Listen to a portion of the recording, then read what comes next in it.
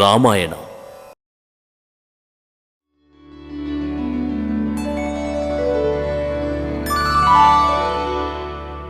పవిత్రమైన సర్యూనది ప్రవహిస్తున్న దేశాలలో కోసల దేశం ఒకటి.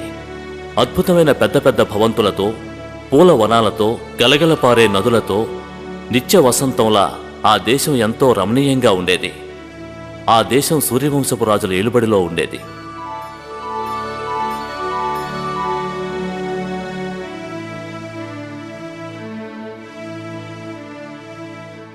కోసల దేశపు రాజధాని అయోధ్య. దీనిని సూర్యవంశపు మొదటి రాజు అయిన మనువు కుమారుడు ఇక్ష్వాకుడు నిర్మించాడు. సూర్యవంశంలో కాలక్రమేణా వచ్చిన రాజులలో దశరథుడు తన తండ్రిని తాత ముత్తాతలను మరిపించి పరిపాలన చేస్తూ ఉండేవాడు. అతని పేరు శత్రువులకు సింహస్వప్నం. అధర్మం అతని రాజ్యంలో ఉండలేకపోయింది. రాజ్యంలోని ప్రజలు సుఖంగా ఉంటున్నా అతనికి సంతానం లేదన్న ఒకే ఒక కొరత ఉండేది. ఒకనాడు దశరథ మహారాజు తన ముగ్గురు భార్యలు కౌసల్య, సుమిత్ర, కైకేయులతో కూర్చుని ఉండగా మహాముని వశిష్ఠుడు రాజుగారికి ఒక సలహా ఇచ్చాడు. దశరథ మహారాజా, తక్షణమే మునీశ్వరుడు ఋష్యశృంగుని పిలిపించి పుత్రకామేష్టి యాగం జరిపించండి. మీ కోరిక నెరవేరి సంతాన ప్రాప్తి కలుగుతుంది.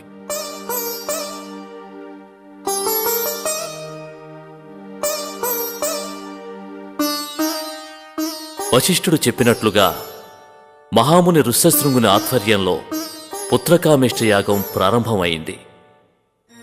యజ్ఞకుండం నుండి దివ్యపురుషుడు ప్రత్యక్షమయ్యాడు. మహారాజా, నీ పుత్రకామేష్టి యాగం ఫలించింది. ఈ పాయసాన్ని నీ భార్యల్ని ఆరగించమని చెప్పు.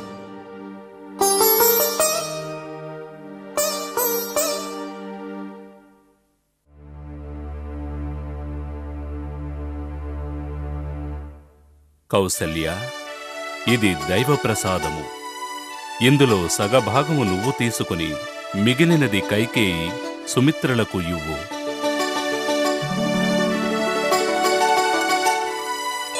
నెలలు గడిచాయి. అంతఃపురంలో పసిపిట్టల కేరింతలు వినిపించసాగాయి. కౌసల్య రాముడిని, కైకేయి భరతుడిని, సుమిత్ర కవలలైన లక్ష్మణుడు, శత్రుఘ్నుడిని ప్రసవించారు. దశరథుని సంతోషానికి అవధులు లేవు.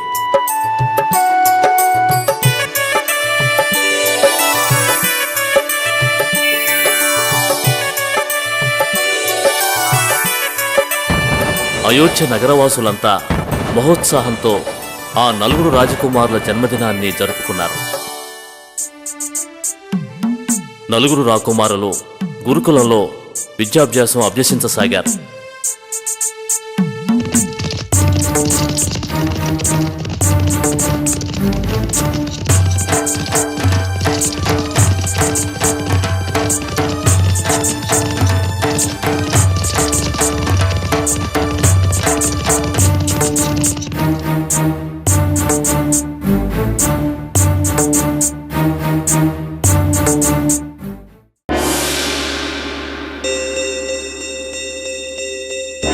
జయము మహారాజా. మహర్షి విశ్వామిత్రుల వారు సింహద్వారం వద్ద నిలబడి ఉన్నారు. ఏమిటి? విశ్వామిత్రుల వారు సింహద్వారం వద్ద నిలబడి ఉన్నారా? సకల మర్యాదలతో సగౌరవంగా తీసుకురండి.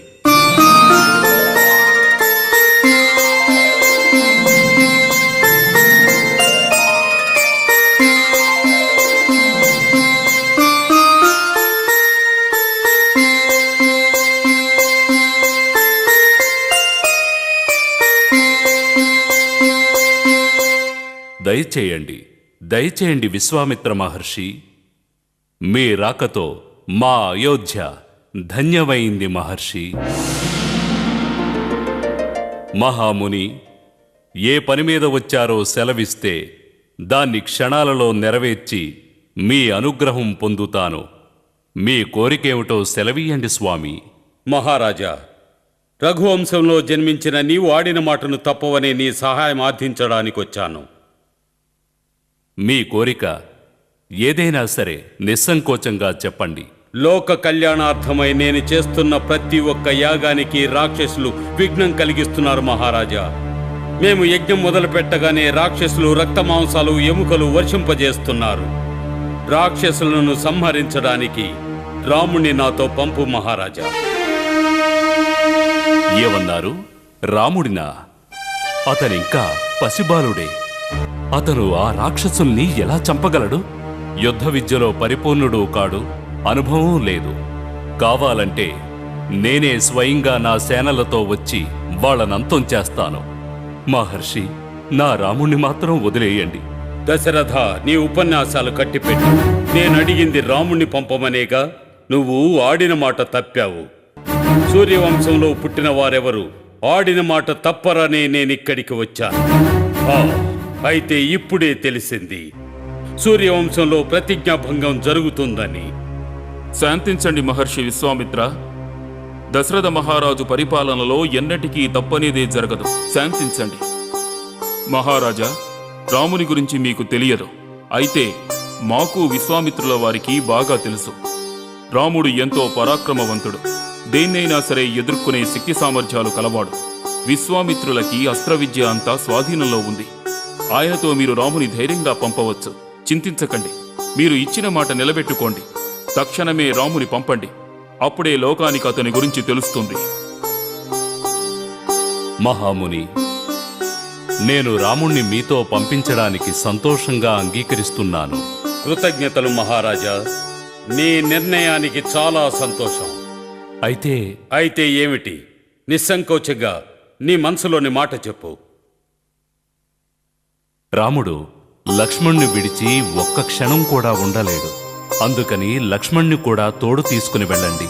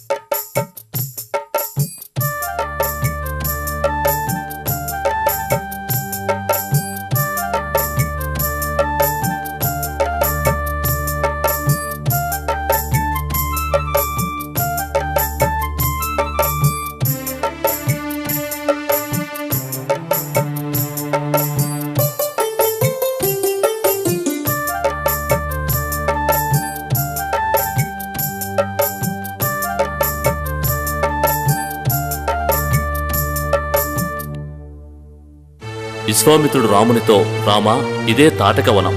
ఒకనాడు ఈ ప్రాంతం జనసందోహంతో కనుల పండుగగా ఉండేది. అయితే తాటకి అనే రాక్షసు వల్ల అరణ్యంగా మారింది. అందుకని జాగ్రత్తగా ఉండాలి అని చెప్పాడు.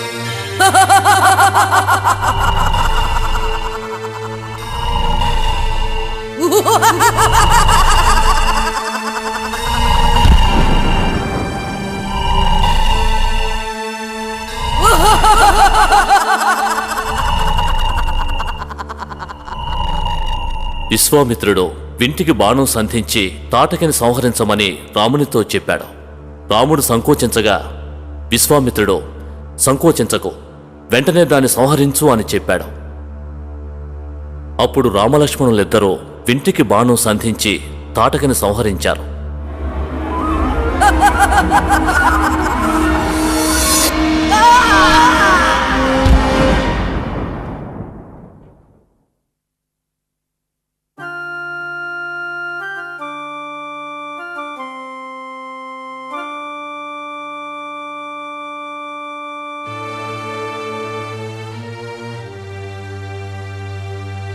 దివ్యదీప్తులను వెదజల్లే దివ్యాస్త్రాల మహిమను వివరించి మంత్రపూర్వకంగా వాటిని విశ్వామిత్రుడు రామునికిచ్చాడు.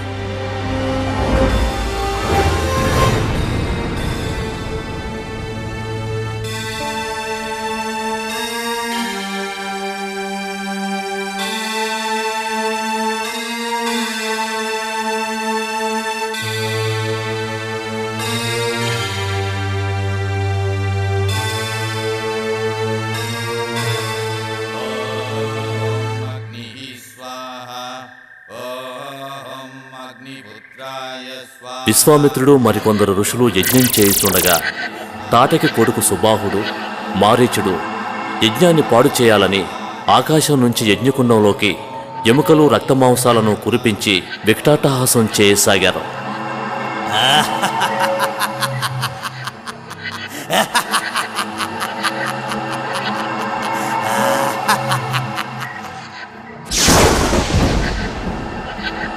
సుబాహు, ఆ కుర్రకుంక మనం వేసిన ఎముకలను యజ్ఞకుండలో పడకుండా చేశాడు.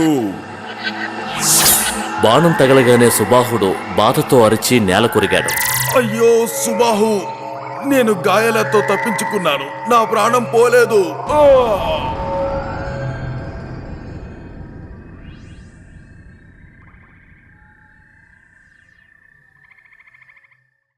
జనక మహారాజు నుంచి ఆహ్వానం వచ్చింది. నేను మిథిలకు ప్రయాణమవుతున్నాను. మీరు కూడా నాతో వస్తే అక్కడున్న శివధనస్సును గురించి మీరు తెలుసుకొనవచ్చును. బయలుదేరండి.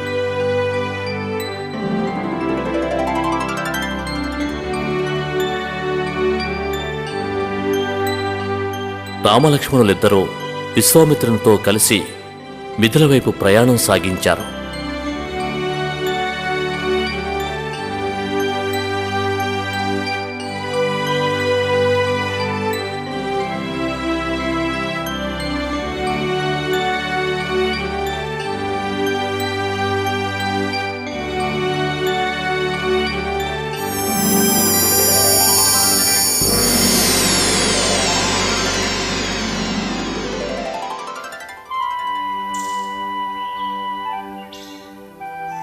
ధన్యురాల్ని రామా, నీ పాదస్పర్శ సోకి నేటికి నా శాపం తొలగిపోయింది.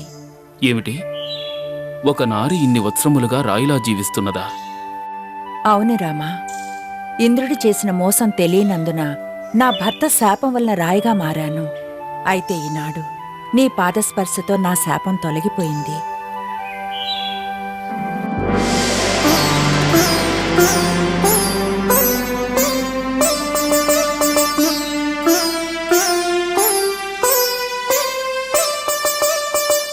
మహర్షి, సూర్యచంద్రుల్లా దేదీప్యమానంగా ప్రకాశిస్తున్న ఈ రాజకుమారులెవరు?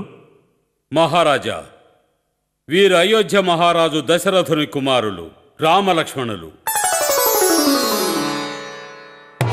జనక మహారాజు ఒక ప్రకటన చేయించారు. తమ వద్దనున్న శివధనుస్సును విరిచిన వారికి తమ కుమార్తె సీతనిచ్చి వివాహం జరిపిస్తామని.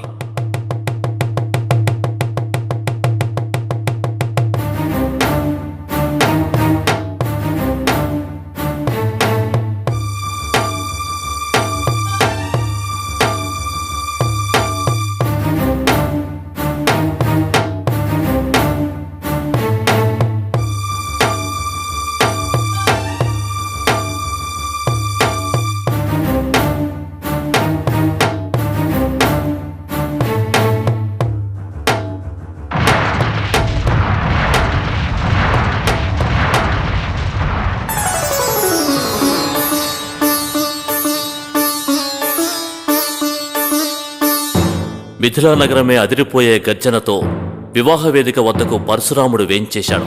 ఆ వీరపురుషుని కన్నుల్లో ఉగ్రత్వం తాండవిస్తున్నది. ఆపండి! గండ్రగొడ్డలి భుజం మీద పెట్టుకుని నిల్చుని ఉన్నాడు.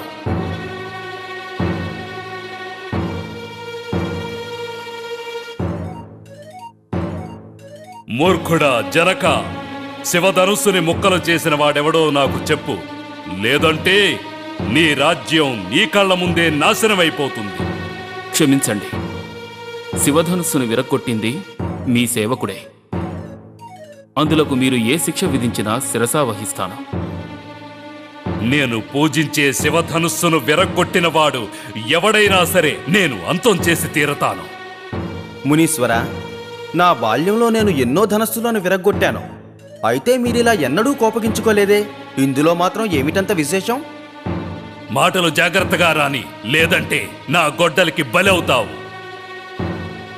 లక్ష్మణ, శాంతించు. మహర్షి, నేను జనక మహారాజు గారి కోరిక ప్రకారం విల్లుని సంధించాలని ప్రయత్నించాను. నా దురదృష్టం, విల్లు విరిగిపోయింది. రామా, ఇదిగో నా చేతిలో ఉన్న ఈ ధనుస్సు ఆ శివధనుస్సుకి ఏమాత్రం తీసిపోదు. నా తండ్రి విష్ణువు దీన్ని నాకు కానుకగా బహుకరించారు. ఈ విల్లు నారిని గాని సంధించగలిగితే నేను నువ్వు విష్ణువు మరొక అవతారమని ఒప్పుకుంటాను.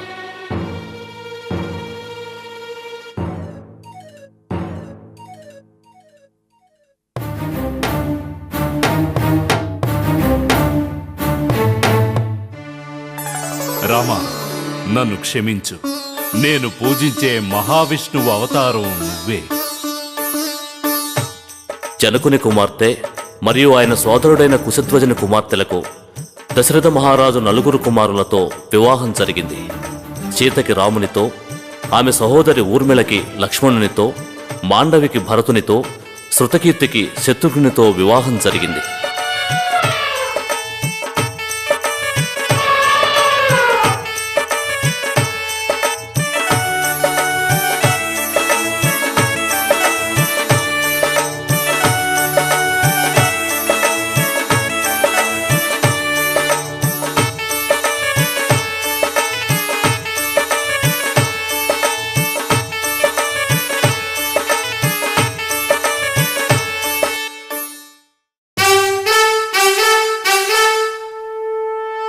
పన్నెండు వత్సరముల తరువాత ఒకనాడు దశరథుడు కొలువు తీర్చి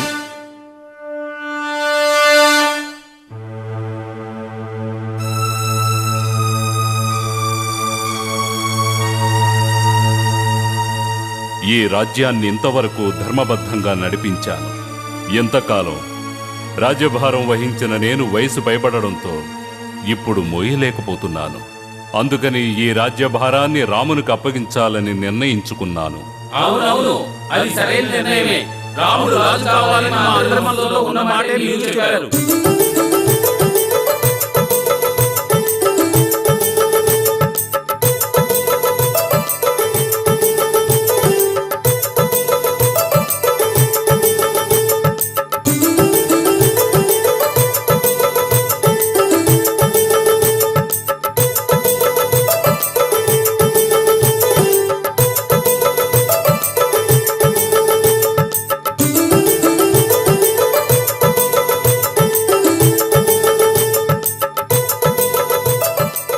కైకేయి తన ఆభరణాలను తీస్తుండగా మందర అక్కడికి వచ్చింది.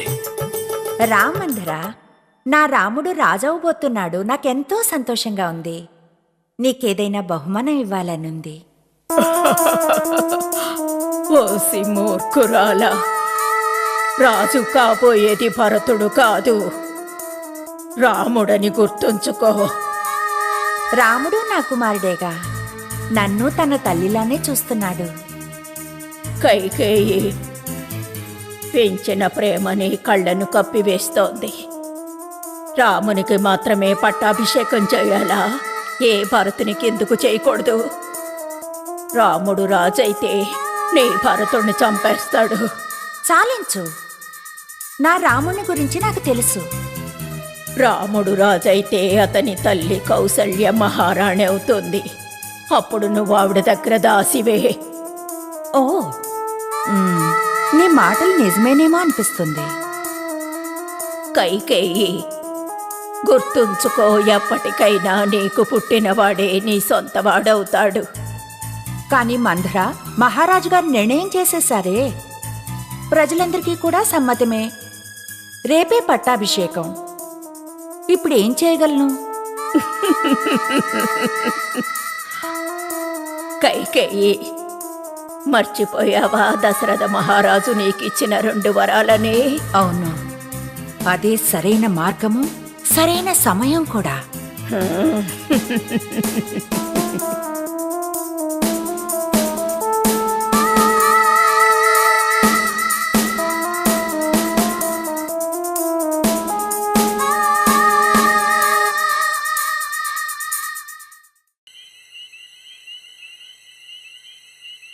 జయము మహారాజా, కైకేయి మహారాణి తమరిని చూడాలనుకుంటున్నారు. కైకేయి, ఏమిటిలా వెలవెలబోతున్నావు? అందరూ రాముని పట్టాభిషేకం ఏర్పాట్లు ఉత్సాహంగా జరుపుతుంటే నువ్వేంటి శోకంలో ఉన్నావు? మీకు జ్ఞాపకం ఉందా? చాలా కాలం క్రితం మనం దేవదానవుల యుద్ధంలో పాల్గొన్నప్పుడు నేను మీ ప్రాణాల్ని రక్షించాను. అప్పుడు మీరు సంతోషించి నాకు 2 వరాలిచ్చారన్న విషయం. వాటిని ఈ రోజే అమలు జరపాలి. అంతే కదా.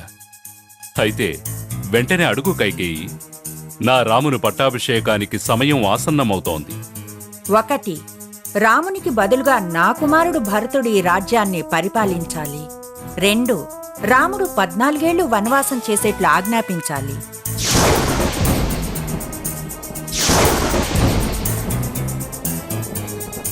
అయ్యో కైకేయి, దీనికి బదులు ఆనాడు యుద్ధములో గాయపడ్డప్పుడే నువ్వు నన్ను చంపి ఉండాల్సింది. రామా, నేను తప్పు చేశాను. రాజ్య పరిపాలన ఇవ్వడానికి బదులుగా నేను నీకు అరణ్యవాసాన్ని ఇస్తున్నాను. నన్ను క్షమించు రామా, నేను నిస్సహాయుణ్ణి. నా వంటి దౌర్భాగ్యుడు ఈ లోకంలో జీవించడమే వ్యర్థం సుమా. ఓ భగవంతుడా, నాకు మృత్యువుని ప్రసాదించు.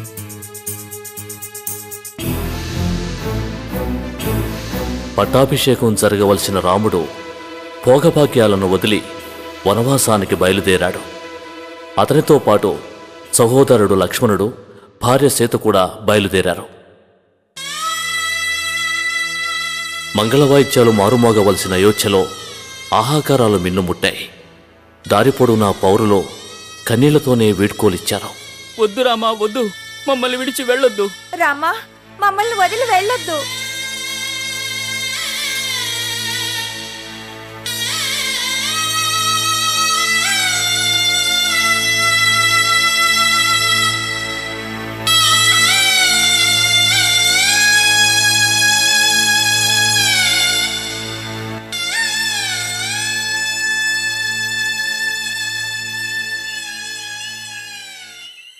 సుమంత్ర, సెలవిప్పించండి.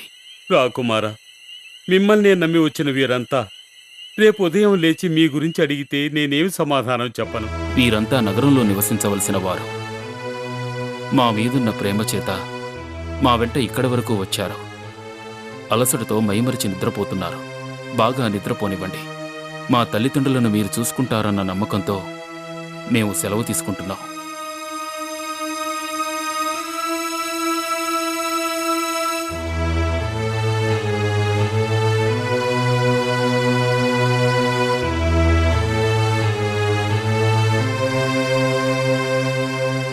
గుహుడు పడవ నడపగా రాముడు, లక్ష్మణుడు, సీత ముగ్గురు అందులో ప్రయాణిస్తున్నారు.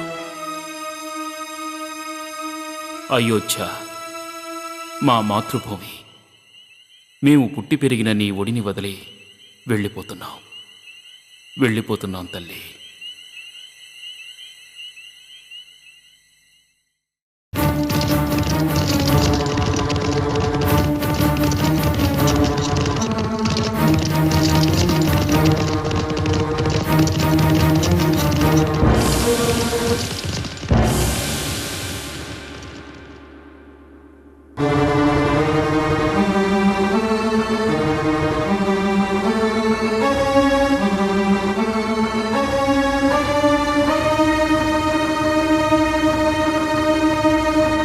వచ్చేసావా భర్త? అయోధ్య సింహాసనం నీ కొరకు నిరీక్షిస్తుంది, రానాయనా. నీ తండ్రి మరణం నన్ను కృంగదీసిన నా కుమారుడు రాజవుతున్నాడన్న వార్త నాకెంతో సంతోషం కలిగిస్తుంది. అమ్మా, నీ కల ఏనాటికి నిజం కాదమ్మా. నిన్ను నా తల్లని చెప్పుకోవడానికే సిగ్గుగా ఉంది. కన్నతల్లిలా నిన్ను ప్రేమించిన రాముడిని వనవాసానికి పంపి ఆ దుఃఖంతో నా తండ్రి మరణానికి కారుకురాలవయ్యా. రాక్షసులు కూడా చేయలేని కార్యాన్ని మనిషిగా పుట్టి నువ్వెలా చేయగలిగావో అర్థం కావడం లేదు. అయ్యో అగ్రజ, నా తల్లి చేసిన ఈ పాపానికి నేనే కారణం. నన్ను క్షమించు. అగ్రజ, దీనికంతటికీ మూల కారణం ఈ గూనిదే. వీళ్ళిద్దరినీ అంతం చేస్తేనే మనకి పాప నుంచి విముక్తి కలుగుతుంది. భరత, నన్ను క్షమించయ్యా. శత్రుఘ్న, వీళ్ళను చూసినా సరే మనం రామునికి ద్రోహం చేసిన వారు అవుతాం. వదిలే. రాముడు కూర్చోవలసిన సింహాసనం మీద ఈ భరతుడు ఒక్కరోజు కూడా కూర్చోలేడు.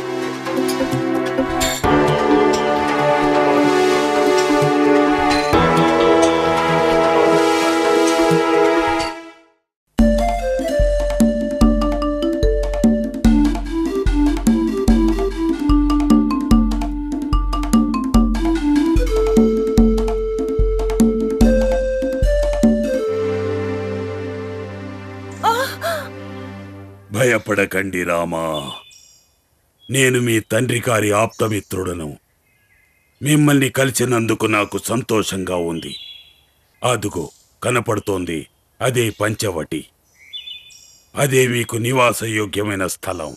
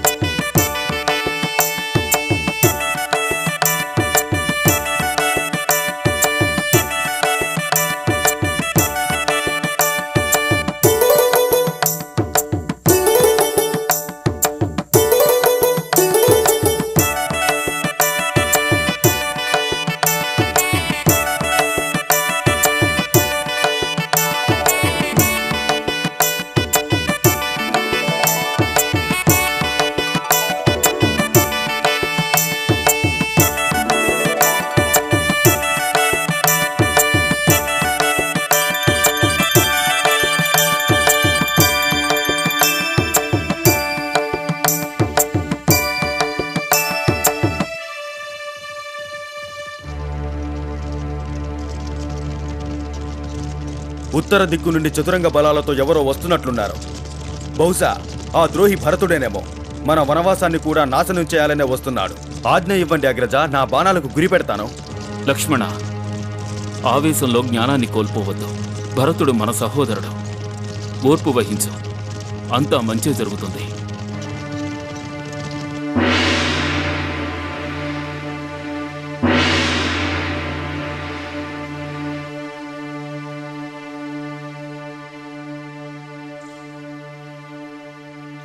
అగ్రజ రామా. రా భరత రా. ఏమిటి విశేషాలు? పితామహులు కుశలమే కదా? మన తండ్రి గారు మీ పేరును స్మరిస్తూనే మరణించారు. ఆ సమయంలో నేను కూడా ఆయన దగ్గర లేకపోయాను.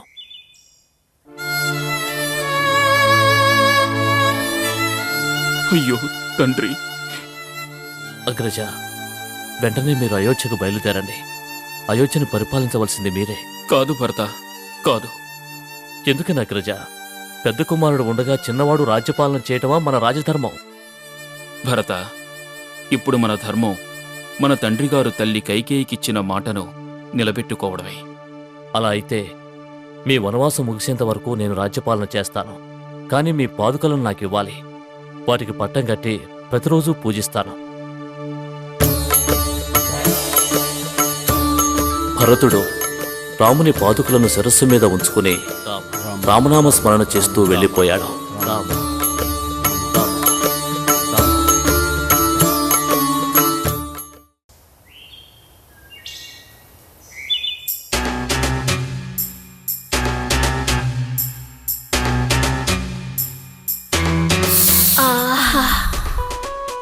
ఈ మానవుడు ఎంత అందంగా ఉన్నాడు. ఎలాగైనా ఇతన్ని వశపరుచుకొని పెళ్లి చేసుకోవాలి.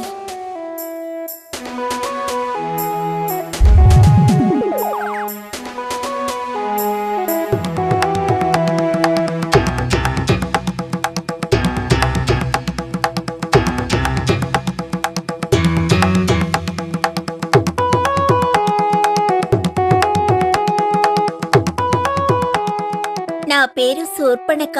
లంకాధిపతి రావణుని ప్రియమైన చెల్లెల్ని. జనస్థానాధిపతులు మహాపరాక్రమవంతులైన కరాసురుడు, దూషణుడు నా సహోదరులు.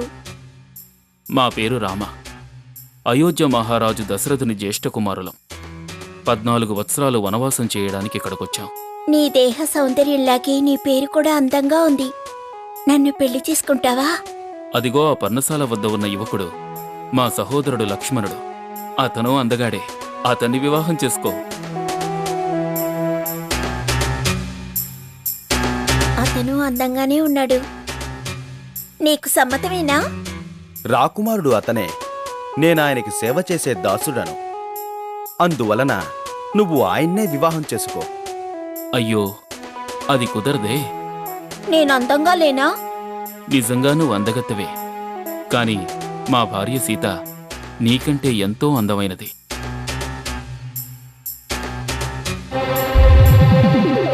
నీ భార్య నాకంటే అందగత్తెన్న అహంకారంతోనే కదా అలా అంటున్నావు. ఇప్పుడే దీన్ని చంపేస్తాను. అప్పుడు నువ్వు నన్నెలా పెళ్లి చేసుకోవో నేను చూస్తాను.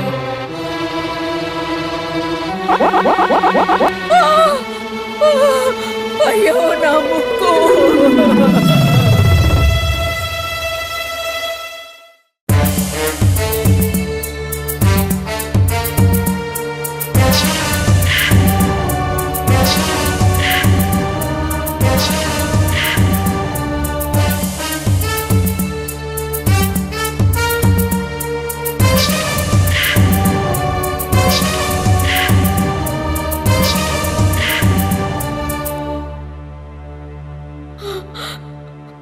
చూసావా అన్నా, ఒక సామాన్య మానవుడు నా ముక్కు కోసేశాడు. మనం ఎంతటి బలవంతులమో వారికి చూపించాలి.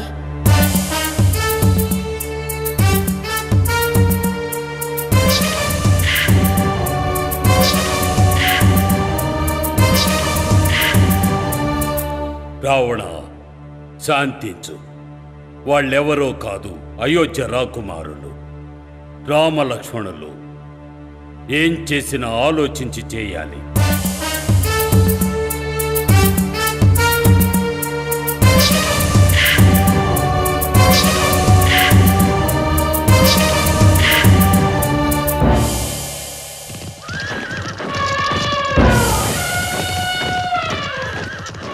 రాముడు, లక్ష్మణుడు, సీత ముగ్గురు ఆశ్చర్యపోయి నిల్చుని ఉన్నారు. ఖరదూషణాదులు తమ తమ బలాలతో వీరిని చుట్టుముట్టగానే రాముడు లక్ష్మణునితో సీతను జాగ్రత్తగా చూసుకోమని చెప్పి రాక్షసులను ఎదుర్కొన్నాడు.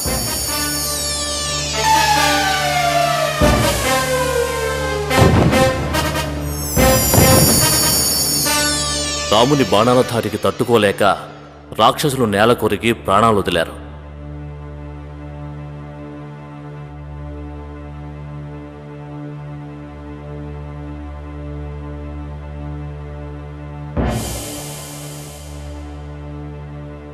ఈ వార్త వినగానే రావణుడు కోపంతో రగిలిపోయి తన మిత్రుడు మారీచుడిని సందర్శించి జరిగిందంతా వివరించాడు. మారీచుడు రావణునికి రావణుడు దైవాంశ సంభూతుడని అతని వీరత్వం గురించి చెప్పగా రావణుడు మనసు మార్చుకుని తిరిగి వెళ్ళిపోయాడు. అన్నా రావణాసురా, నీ చెల్లెలు ముక్కు కోయించుకొని నిస్సహాయంగా నిలబడితే రాముని గొప్పతనం గురించి చెప్తున్నావా? నీకొక ఉపాయం చెప్తాను విను. రాముని భార్య సీత అతిలోక సౌందర్యవతి. నువ్వు ఆవిడ్ని ఎలాగైనా అపహరించు. అప్పుడు నేను రాముని పెళ్లి చేసుకుంటాను. రావణుడు మారీచుడిని మళ్లీ కలిసి తన పథకం గురించి వివరించాడు.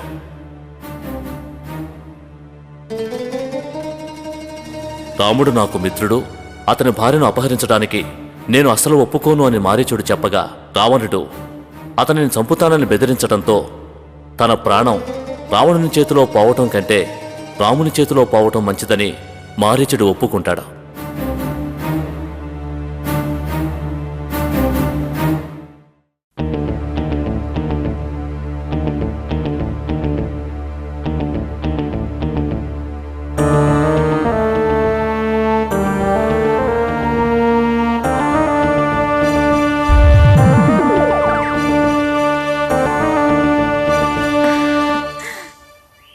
అటు చూడండి, ఆ లేడీ ఎంత అందంగా ఉందో. అవును, నిజమే. అయితే మైమరపించే ఆ అందాన్ని చూస్తుంటే అదంతా రాక్షసమాయలా అనిపిస్తోంది. స్వామి, నాకా లేడీ కావాలి, పట్టుకురాగలరా? లక్ష్మణ, నీవు సీతను జాగ్రత్తగా చూసుకో. మేం వెళ్ళి ఆ లేడీని తీసుకొస్తాం.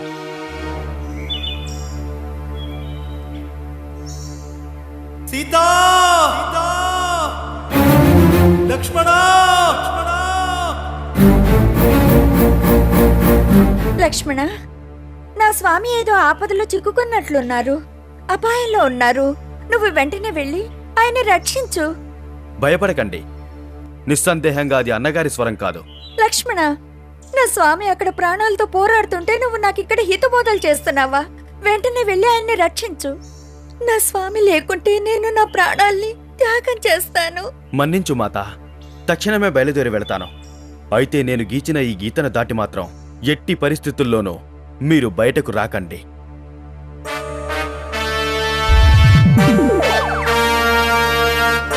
యువతి, ఈ అరణ్యంలో ఒంటరిగా జీవిస్తున్నావా?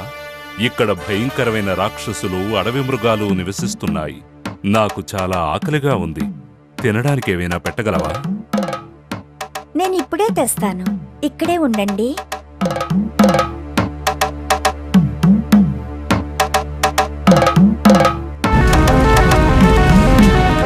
యువతి, నేను ఈ గీతను దాటి లోపలికి రాలేకపోతున్నాను. నువ్వే గీతను దాటి భిక్షను ఇవ్వు.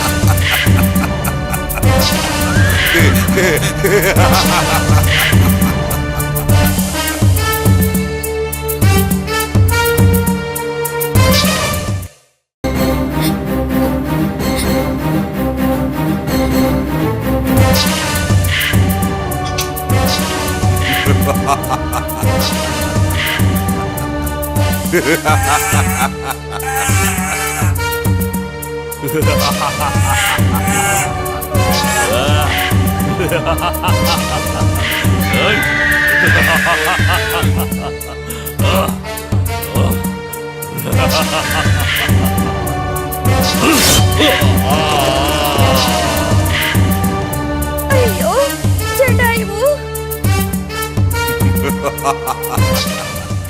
లక్ష్మణ, మనం మోసపోయాం. అది లేడి కాదు, మాయావి మారీచుడు ఆ రూపంలో వచ్చాడు. ఇదంతా రాక్షసులు పన్నిన పన్నాగం. మనం వెంటనే సీతను కాపాడాలి. సీత పర్ణశాలలో కనిపించలేదు. అక్కడ పళ్ళు అవి చంద్రవందరగా పడి ఉండటం చూసిన రాముడు ఖిన్నుడయ్యాడు.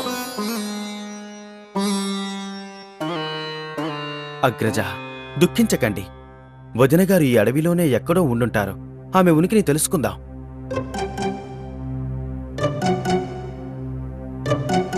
సీతా! సీతా! సీతా! సీతా! సీతా! చూసావా లక్ష్మణ, ఇవి మా సీత నగలు. ఈ మార్గంలోనే మా సీతను ఎవరో ఎత్తుకొని పోయి ఉంటారు. ఎవరో మూలుగుతున్న శబ్దం వినిపించగా అటు వెళ్లిన రామలక్ష్మణులకు గాయపడ్డ జటాయువు కనిపించాడు. రామా, రావణుడు నీ భార్యను అపహరించుకుని పోయాడు. నేను పోరాడినా కాపాడలేకపోయాను. నా 2 రెక్కల్ని ఖండించి వేశాడు. అతడు సీతను తూర్పు వైపుగా తీసుకుని వెళ్ళాడు. వెంటనే వెళ్ళి రక్షించు.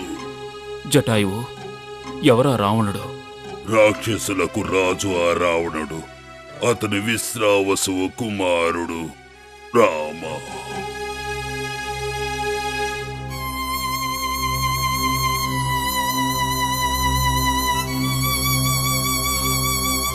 ఓ జటాయువు, నీ త్యాగానికి నమస్కరిస్తూ స్వర్గంలో ఉన్న మా తండ్రి గారి పక్కనే నీ స్థానం ఉండాలని ప్రార్థిస్తున్నాము.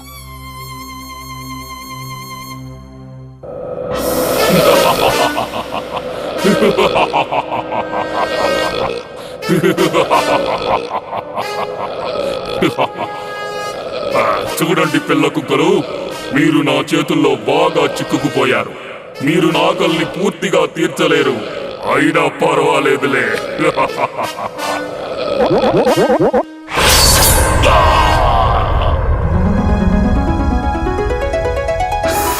కృతజ్ఞుణ్ణి రామా. నేను కబంధుడను. నీ వలన నాకు శాప విమోచనం కలిగింది. ఋష్యముఖం అనే పర్వతం మీద సుగ్రీవుడనే వానరుడు ఉన్నాడు. అతను నీ భార్య ఆచూకీ తెలుసుకోవడానికి నీకు సహాయం చేస్తాడు.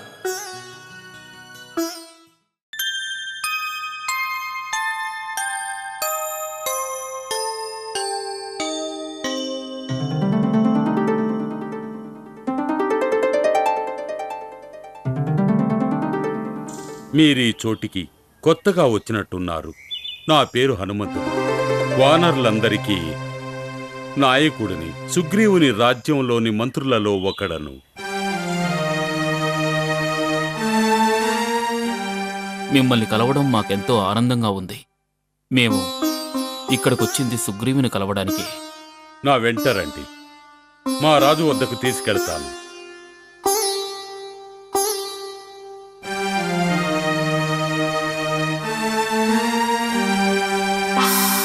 మహారాజా, తమన్ని కలవడానికి అయోధ్య రాజకుమారులు రామలక్ష్మణులు వచ్చారు.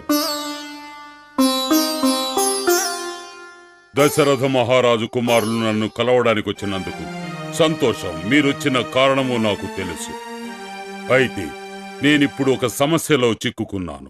దానికి మీ సహాయం కావాలి. నా భార్య సీత నాకు కావాలి. అందుకే సహాయం కావలసినా చేస్తాం. రామ, మా అగ్రజుడు వాలి నన్ను ఈ కిష్కింద నుండి తరిమివేయాలని చూస్తున్నాడు. అతనితో పోరాడి నేను గెలవలేను. నువ్వు నా రాజ్యాన్ని నాకు తిరిగి ఇప్పించగలవని నమ్ముతున్నాను. నిస్సందేహంగా సుగ్రీవ, నా భార్యను ఈ మార్గం నుంచే అపహరించి తీసుకుని వెళ్లారని వానరులు చెప్పారు. వెంటనే ఆమెను కాపాడి తీసుకురావడానికి నీ సహాయం మాకు కావాలి.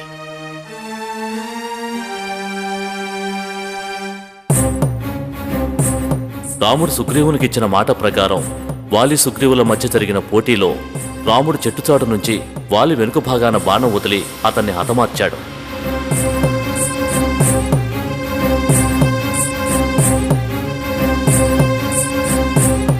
సుగ్రీవుడు కూడా తన మాట ప్రకారం సీతను వెతకమని వానరులను ఆజ్ఞాపించాడు.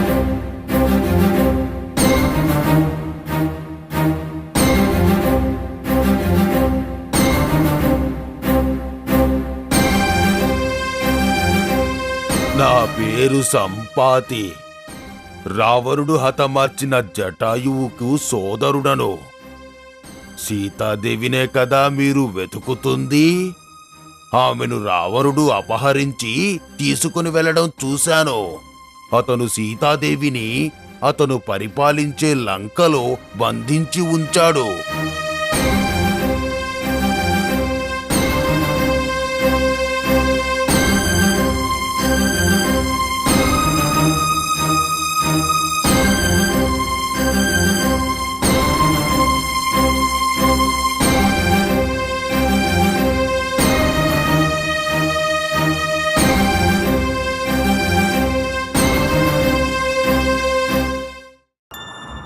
ఇంత పెద్ద సముద్రాన్ని దాటి రావణుడి రాజ్యం లంకకు చేరడం సాధారణమైన విషయం కాదు. ఎవరైనా సరే ఎగిరి వెళ్ళగలిగితేనే సీతాదేవిని సందర్శించగలరు. అయితే దానికి సమర్థులు ఎవరు?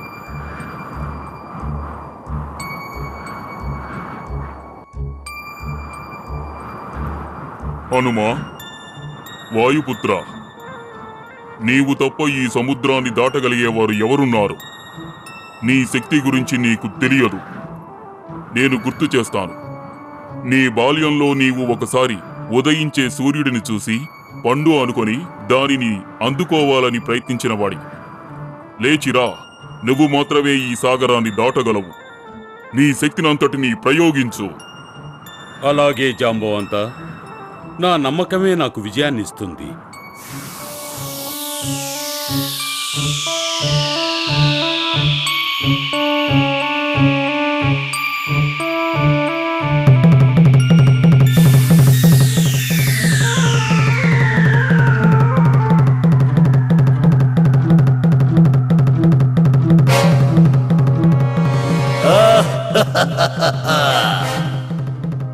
ఈనాడు పర్వతం వంటి నీ శరీరాన్ని కడుపారా భుజించే అదృష్టం నాకు కలిగింది.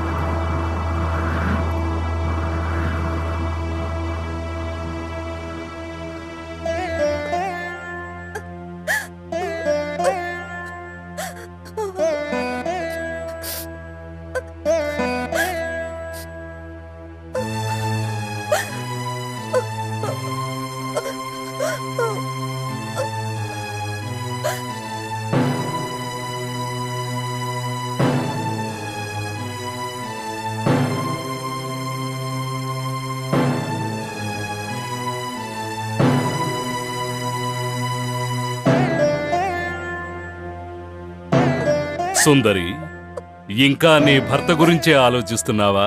ఆ? అతను పిరికివాడు. మర్చిపో, అజేయ బల పరాక్రముండనైన నా ముందు అతనే పాటివాడు.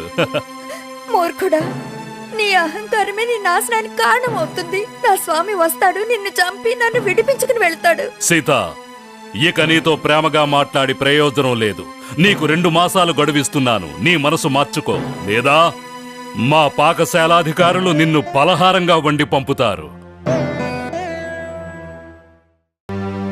ఇదిగో చూడు, ఎందుకంత మొండి పట్టుదల? మా రాజుగారిని కాదని ప్రాణాలెందుకు పోగొట్టుకుంటావు?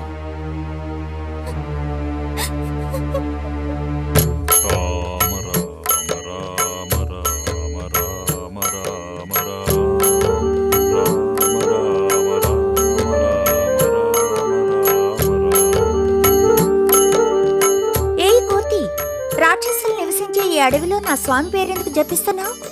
నా పేరు హనుమంతుడు. రాముడు నిన్ను రక్షించడానికి వేలాది మంది వానరులతో సిద్ధంగా ఉన్నాడు.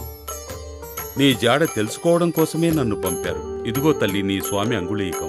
నన్ను నమ్మి దీన్ని తీసుకో తల్లి. ఏమిటి, నా స్వామి నన్ను కాపాడడానికి వచ్చారా? అవును తల్లి, నువ్వు నా వీపు మీద కూర్చో. క్షణంలో నిన్ను రాముని వద్దకు చేరుస్తాను. నన్ను క్షమించు, నేను నీతో రాలేను. ఇక్కడ నాలానే ఎన్నో వేల మంది రాక్షసుల చేతుల్లో చిత్రహింసలు అనుభవిస్తున్నారు. నా స్వామి నాతో పాటు వారినందరినీ త్వరలోనే కాపాడతారన్న నమ్మకం నాకుంది. దుఃఖించకు తల్లి, రాముని బాణాలు రావణుణ్ణి హతమారుస్తాయి. లక్ష్మణుని వీరత్వం రాక్షస వంశాన్నే నిర్మూలిస్తుంది. హనుమా, ఈ ఉంగరం తీసుకుని వెళ్ళి నా స్వామికి అందచేయవా? అలాగే అందచేస్తాను తల్లి. అయితే వెళ్లే ముందు లంకాపురి వీరులతో ఒక చిన్న ఆట ఆడి వెళతాను.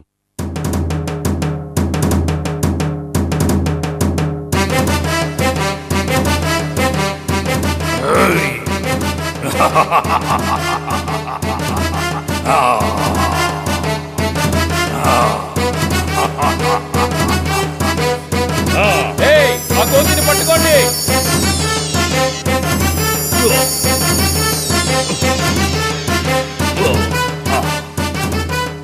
వీళ్ల చేతికి చిక్కితేనే రావణుణ్ణి కలుసుకోగలను.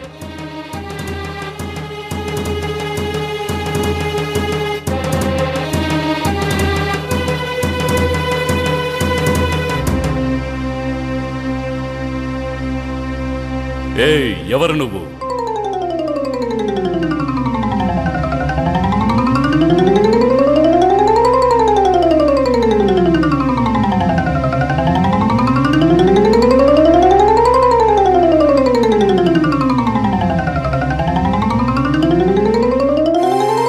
నా పేరు హనుమంతుడు, సుగ్రీవ మహారాజు మంత్రిని.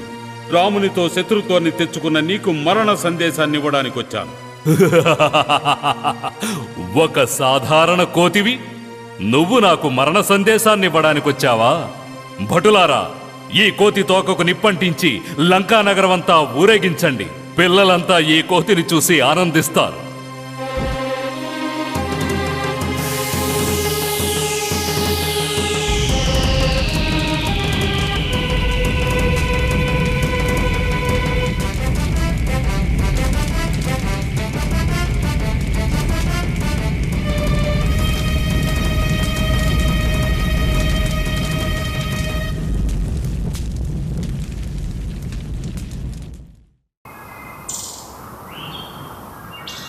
జయము జయము రామ. హనుమంతుడు సీతాదేవి జాడను తెలుసుకుని విజయంతో తిరిగి వస్తున్నాడు. శ్రీరామ, సీతమ్మ తల్లిని లంకాపూర్లో ఆ రావణుడు బంధించి ఉంచాడు. ఆ తల్లి గుర్తుగా ఇదిగో రామ ఆమె ఇచ్చిన ఉంగరం.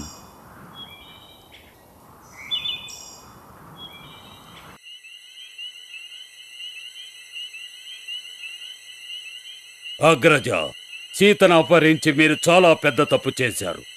ఆ పాపం లంకా నగరాన్ని నాశనం చేస్తుంది. ఆపు!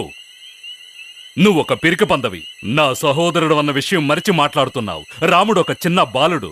నాతో పోటీకొస్తే అతనితో పాటు అతని వానర సైన్యం కూడా మట్టి కరవాల్సిందే.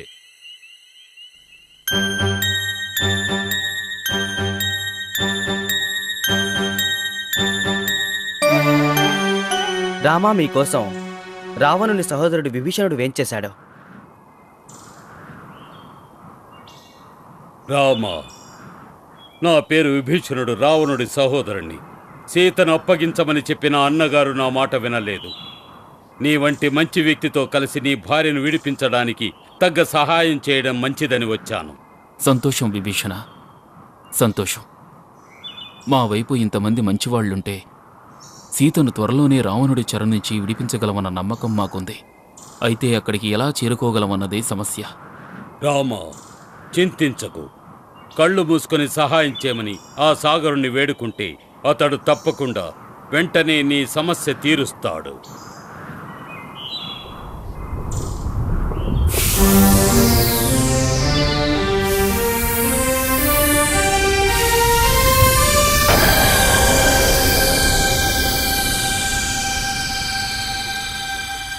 ప్రభు, నీ సేవలో నలుడనే వానర శిల్పి ఉన్నాడు. వానరుల చేత బండలు తెప్పించి ఆయనకిస్తే నా మీద వంతెన కడతాడు. బండలు మునగకుండా నేను చూసుకుంటాను.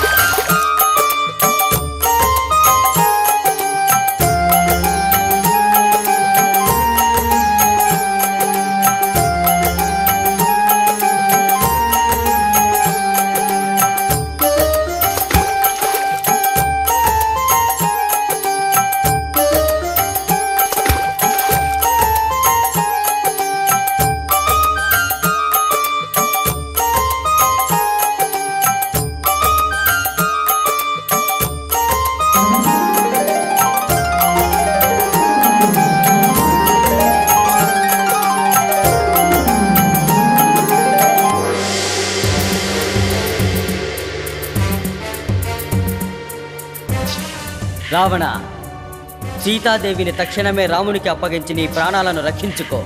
ఇంతకంటే మంచి సందర్భం నీకు దొరకదు. ఏయ్ పిల్లకోతి, నోరు ముయ్యి. శివుని వద్ద నుండి వరం పొంది 14 లోకాలను గడగడలాడించిన రారాజు రావణాసురునితో మాట్లాడుతున్నానని నీకు తెలియదనుకుంటాను. ఏయ్, పట్టుకోండి ఆ పిల్లకోతిని. రావణ, నీ అహంకారానికి ప్రతిఫలం ఏమిటో యుద్ధంలోనే తెలుసుకుందువు గాని. వెళ్ళొస్తా.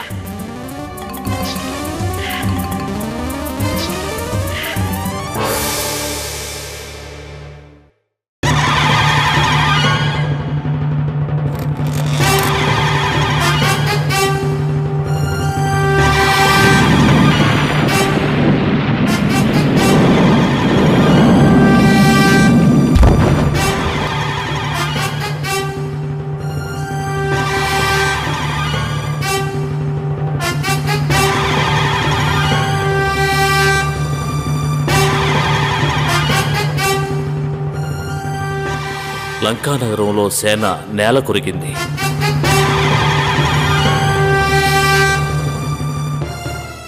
మహారాజా, యుద్ధంలో ఏమిటి మంత్రి, యుద్ధరంగం నుంచి ఆ రాముడు పారిపోయి ఎక్కడైనా దాక్కున్నాడా?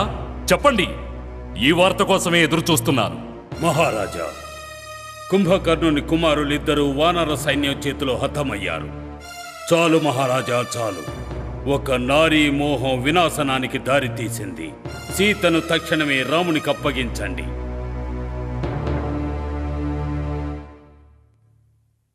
తండ్రి, ఆజ్ఞవండి. నేను ఆ రామలక్ష్మణుల తలలు నరికి మీ పాదాల వద్ద ఉంచుతాను. ఇంద్రజిత్త, కుంభకర్ణుని లేపే ఏర్పాట్లు చేయండి. అలాగే తండ్రి.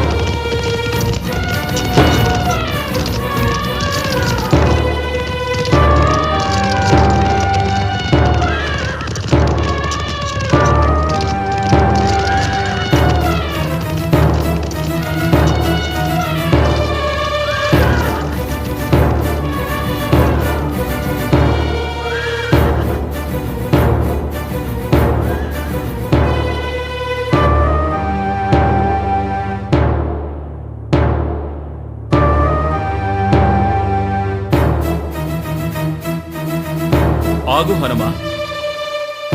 కుంభకర్ణుడితో మేము తలపడతాం.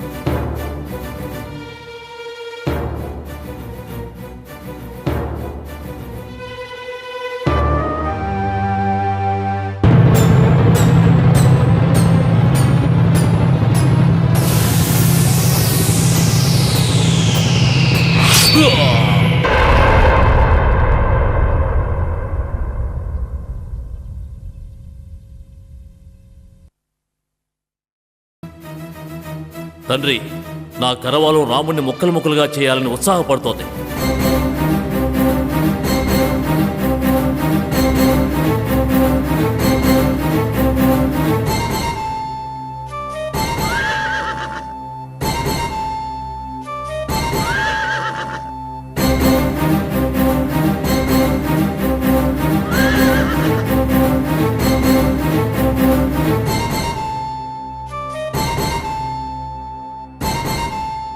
రామా, ఇదిగో నీ ప్రియమైన భార్య సీత. ఇంద్రజిత్త, నా భార్య సీతను విడిచిపెట్టు, లేనిచో నీ ప్రాణాలకే ముప్పు. ఏమిటి?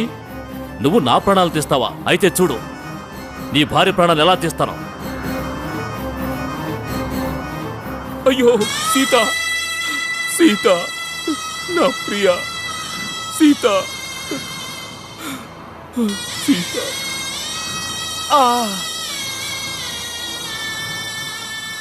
లక్ష్మణ, కళ్ళు తెరువు సోదరా. అయ్యో, నా కళ్ళ ముందే సీత ప్రాణాలు పోగొట్టుకుంది. ఇప్పుడు మా సహోదరుడు. శ్రీరామ, విచారించకండి. హిమాలయాలలో సంజీవికరణి అనే మూలిక ఉంది. దాని మహిమ వలన లక్ష్మణుడు కళ్ళు తెరుస్తాడు. హనుమా, తక్షణమే వెళ్ళి ఆ మూలికను తీసుకురా. ఇదిగో రామా, వెళుతున్నాను.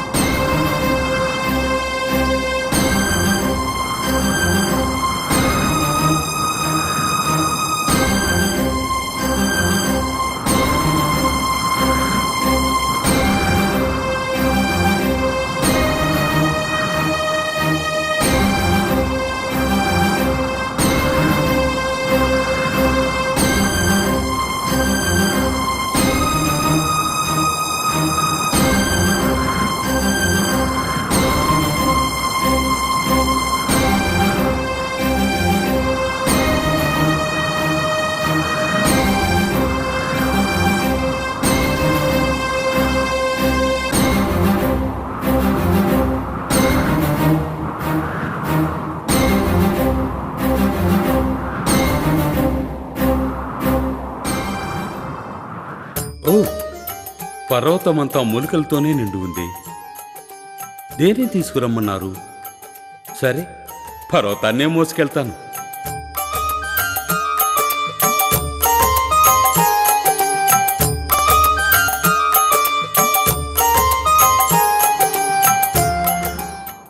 రామా, నీ సీత ప్రాణాలతోనే ఉంది. ఏమిటి అంటే సీత మరణించలేదా? ఏమిటి మీరనేది? అది మాయావి, ఇంద్రజిత్తు పన్నిన పన్నాగం. అతనికి మంత్ర విద్యలన్నీ తెలుసు.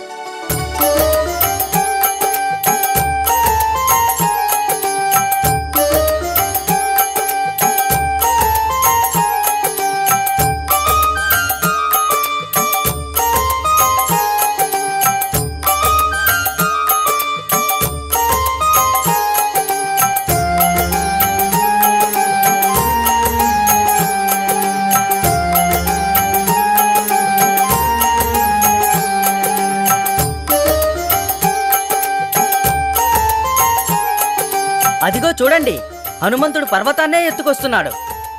అతనికి ఓటమంటేనే తెలియదు.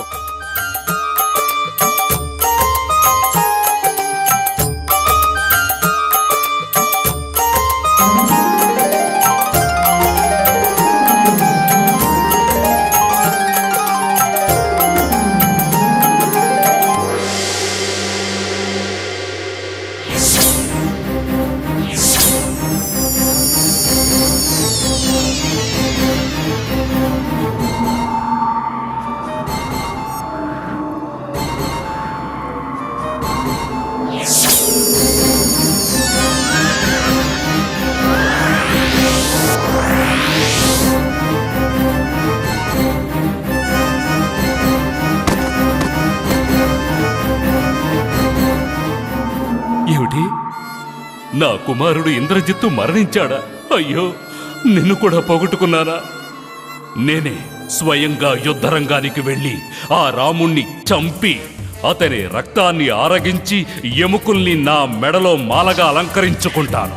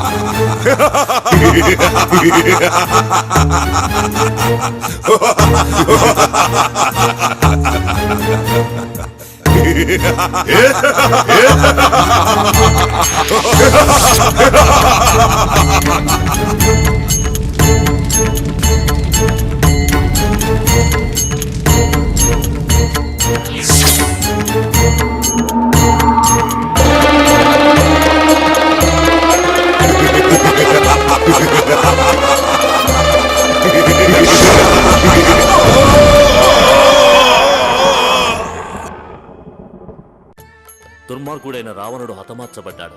ధర్మం అధర్మంపై విజయం పొందింది. రాముడు సీత కోరిక ప్రకారం లంకానగరంలో బంధించబడి ఉన్న వాళ్ళనందరినీ విడిపించాడు. విభీషణుడు లంకానగరానికి రాజయ్యాడు. ఆ తరువాత రాముడు సీతను వెంటబెట్టుకుని లంకాపురి నుంచి బ్రహ్మాది దేవతలు పువ్వులతో సాగనంపగా పుష్పక విమానం మీద అయోధ్యకు బయలుదేరాడు.